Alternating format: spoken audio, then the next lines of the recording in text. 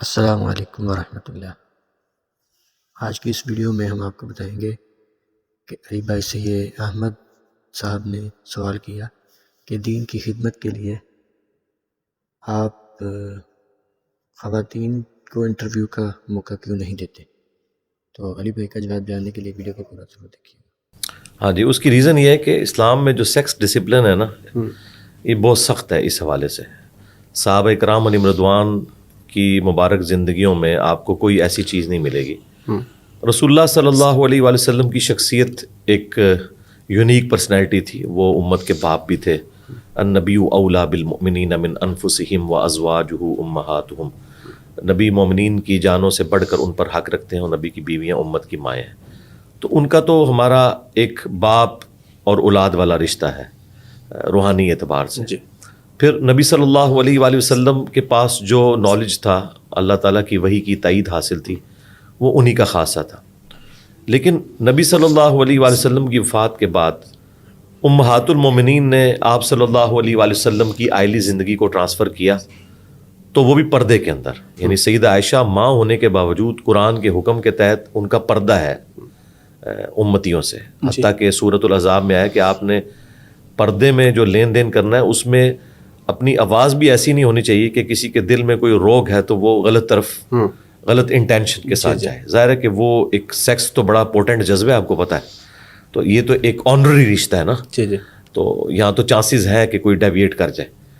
تو اس اعتبار سے سیدہ عائشہ سلام اللہ علیہا سے لوگ مسائل پوچھتے تھے، لیکن پردے میں بیٹھ کے، ٹھیک ہے، اور وہ ماں کی حیثیت سے وہ بات ہی یہاں سے سٹارٹ کرتے تھے، اماں جان یہ بتائیے، اماں جان یہ بتائیے، یعنی آپ سے جو عمر میں بڑے تھے وہ بھی آپ کو اماں جان کہتے تھے، پکارتے تھے۔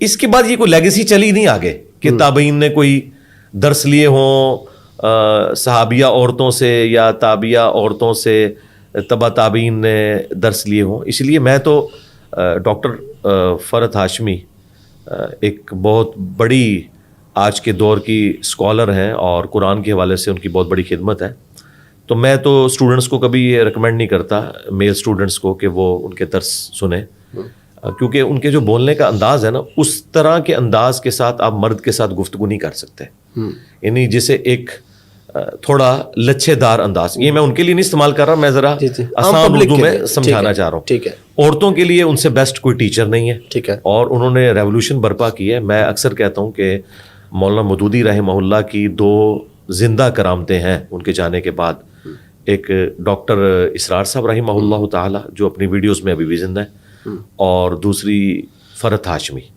تو یہ یعنی دو لوگوں نے قرآن کے حوالے سے وہ کام کیا جو صدیوں میں کسی نے نہیں کیا، اور نہ صرف قرآن کے حوالے سے کام کیا بلکہ ایسے اسٹوڈنٹ پروڈیوس کیے کہ جنہوں نے قرآن کی آواز دنیا کے ہر کونے تک پہنچائی، اور ان کے اندر وہ پیشن پیدا ہو گیا کہ ہم نے اب اس دعوت کو لے کے چلنا ہے۔